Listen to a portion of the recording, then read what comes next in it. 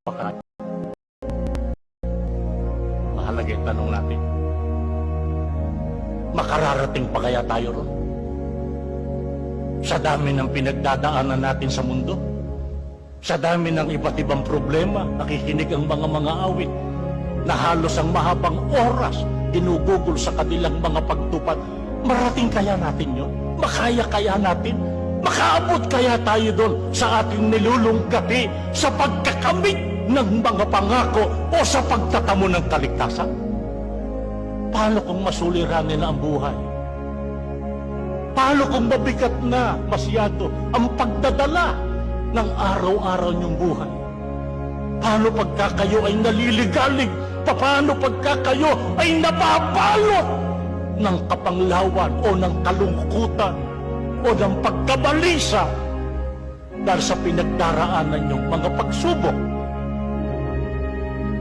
Paano tayo makatatawid? Ano ang itinuturo sa mga lingkod ng Diyos na dapat nating gawin? Pakinggan ninyo ang aking babasahin. Kung ako sa iyo, lalapit ako sa Diyos, at ang aking kalagayan sa Kanya idudulog. Sa tuwi-tuwi na, paningin niya'y nasa iyo, upang ikaw ay ingatan. Laging handang sumaklolo. Sa panahon ng tagutom, hindi Kanya pababayaan. Digmaan man ang dumating, hindi ka iiwan. Ikaw ay Kanyang ilalayo sa dilang sanga-sanga. Kahirapan may danasin, di ka dapat na mangamba.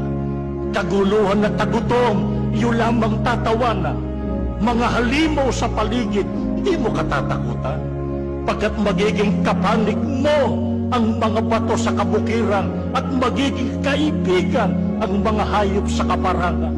Ang iyong sambahayan ay ligtas at panatag. Sa iyong mga kawan, isa man ay hindi mababawas.